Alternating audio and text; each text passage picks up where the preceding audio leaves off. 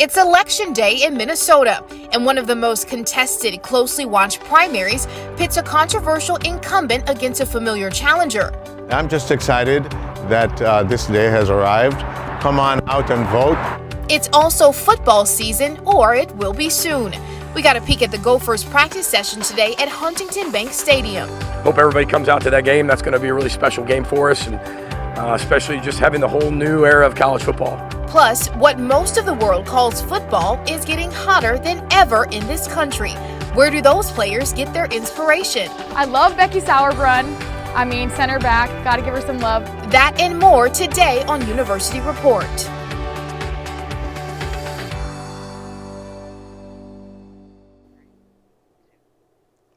Good afternoon, and thank you for joining us. I'm Brittany Ehrman of 5 Eyewitness News. Within hours, we should know the outcome of a primary here in the Twin Cities that's getting attention across the country. Ilhan Omar, who represents Minnesota's 5th Congressional District, was reelected 2 years ago. Now, she barely held off a challenge from former Minneapolis City Council member Don Samuels. And today's election is a rematch between the two. And though it's just a primary, it might predict the winner of the general election in November.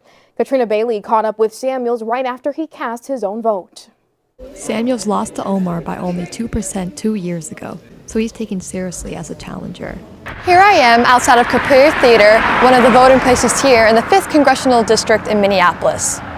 The 5th Congressional District is important because it's voted Democrat for 65 years. The opponents in this race are both Democrats and not really all that far apart on some issues. Omar made history in 2016 as the first Somali American elected to any state legislature.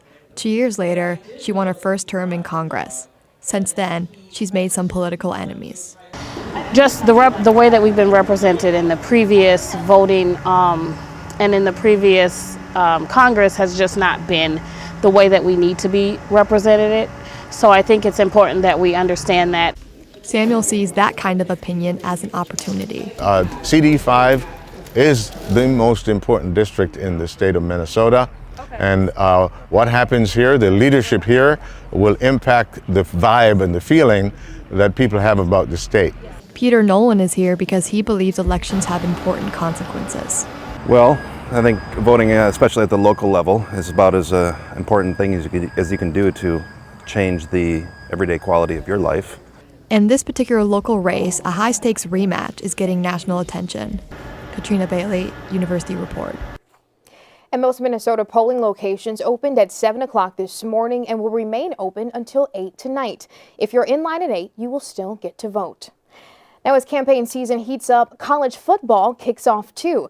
And today, the Gophers open their practice session to members of the media. We got to look at the players and a word with the head coach. We watched as the Gophers worked on basic blocking and tackling in preparation for their home opener at Huntington Bank Stadium. We saw speed and agility drills and a lot of energy from both players and their coach. Well, I know our fans are so excited for game one. I can feel that just around campus. I can feel that around social media. I can feel that around our state. And the Gophers' first game of the regular season is at home on August 29th against the University of North Carolina. Fun stuff. And before the football season starts officially, women's soccer takes the field for its first regular season game. The day after tomorrow, Jelani Howard was at this past weekend's exhibition game and talked to some of the players about the Paris Olympics and the stars who inspire today's Gophers. From Edina, Minnesota, number 9, Sophia Bowman.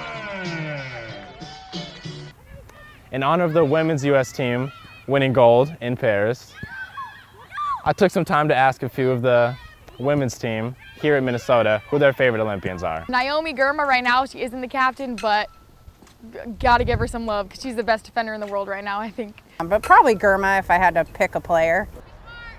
2 other Gophers I talked to find their inspiration elsewhere. Right now, I would say Crystal Dunn. She's a vet on the team and kind of helping in the back line. I think they've looked really good, and a lot of us look up to a lot of them. So it's hard to pick just one. After another year of mediocrity, the Gophers acquired Katie Cron, a transfer from Buffalo. She scored in the exhibition game and should help the Gophers compete in the new Big Ten that added UCLA, Washington, Oregon, and USC from the now disbanded Pac-12. Jelani Howard, University Report. After finishing last season 7-6-4, the Gophers will start their 2024 season Thursday at home against Creighton. And speaking of soccer, the action isn't all at the D1 level. We'll show you what makes this pitch perfect for those with a thirst for competition. That's just ahead.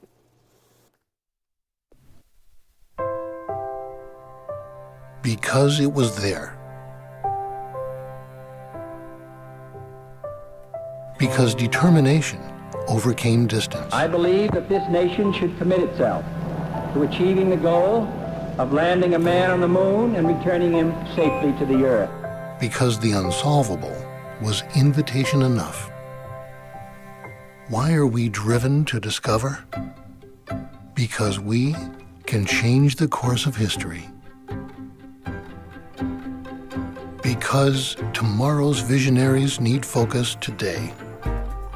At the University of Minnesota, with each student comes an opportunity to set their sights higher and to show them the way, so our graduates can shape the future and fulfill the dreams they haven't yet dreamt. Because renewable energy can sustain us all. Our students envision the sun powering homes on every block, wind-blown ideas launching entirely new economies, and fertile soils fueling cars and people alike, protecting the harmony between humanity and nature. Because self-expression can move 1,000 souls. Be it a song or a dance, a canvas or a poem, the arts are vital to the U of M experience, as are self-discovery and moments of sheer amazement. Because cancer can be conquered by targeting medicines, customizing treatments, and transplanting stem cells, incurable cancers can become survivable. Terminal can be redefined as treatable, and optimism can spread once again. Because human rights need champions. From classrooms in Minnesota to courtrooms in Uganda, assembling a collective voice for change allows dignity to return and extends human rights across the globe. Because clean water ensures quality of life. It's essential to the health of all nations, so we're studying models and molecules. We are committed to making clean water flow freely, from the headwaters of the Mississippi to the slums of Mumbai. We share the belief that anything is possible, because at the University of Minnesota, discoveries unfold, breakthroughs happen, and history is forever changed.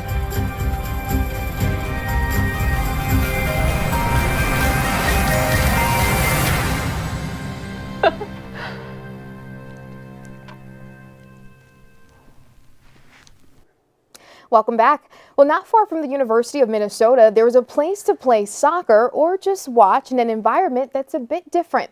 Alejandro Alvarez takes us to a spot that combines competition and caffeine. Coffee and soccer create a community at 9th Street Soccer and Coffee. You have a place that has the most popular sport in the world and arguably the most popular drink in the world. You're going to bring people together that maybe wouldn't normally interact. 9th Street Soccer and Coffee has been open since 2021. The owner and one of the managers is actually one of my really good friends from college. He was telling me on a missions trip he did to India how a lot of the times next to all the soccer fields there's like a 7-Eleven or something like that always next door, and it's kind of a tradition for people to play and then come back into the 7-Eleven and like go get some drinks and sodas and stuff. And so his thought was like, you know, there's nothing for that in the Twin Cities. Now there is. Amir is an immigrant from Ethiopia. This place helped me because there's a lot of people and came from East Africa. So there's Somalia, Djibouti, They speak the same language and they speak Ethiopian too. There's a lot of Ethiopian people I met in here. That's why it helped me. If you're just a person looking to grab a cup of coffee with friends or family, you can come by anytime from Monday through Sunday from 9 a.m. to 12 a.m. But if you're also interested in the pickup soccer, you can check out their website for the time and more information. Alejandro Alvarez, University Report. The soccer field at 9th Street can be rented for parties, other events, and even team practices for pickup soccer games, and the cost is $7.50 per hour.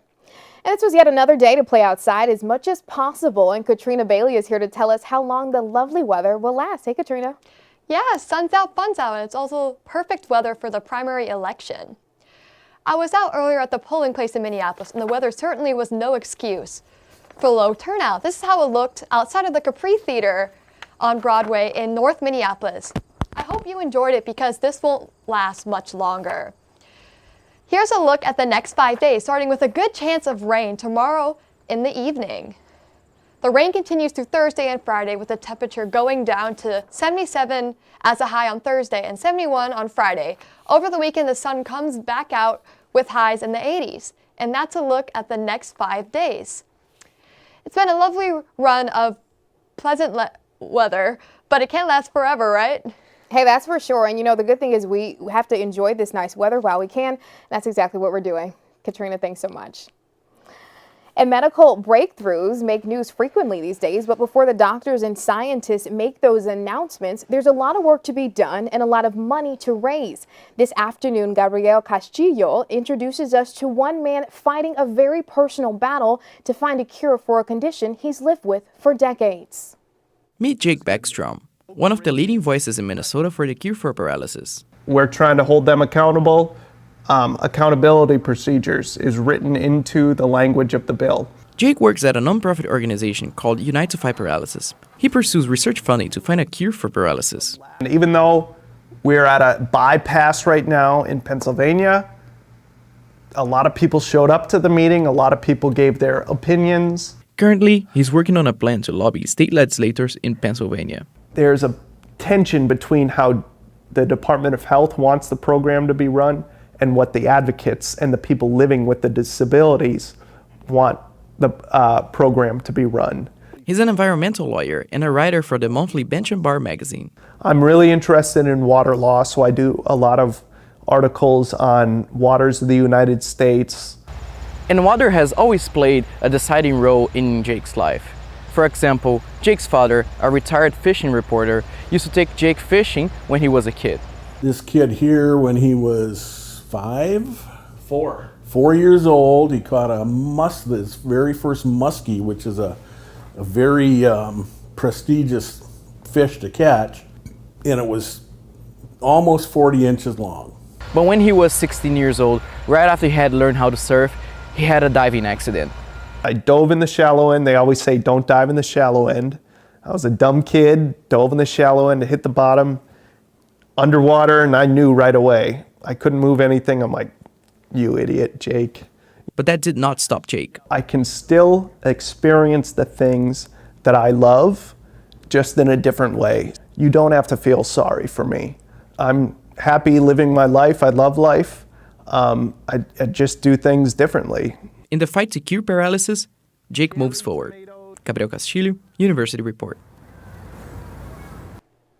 And Beckstrom's organization says it's had success in both Minnesota and Ohio and is now working for similar results in Pennsylvania. Some good stuff.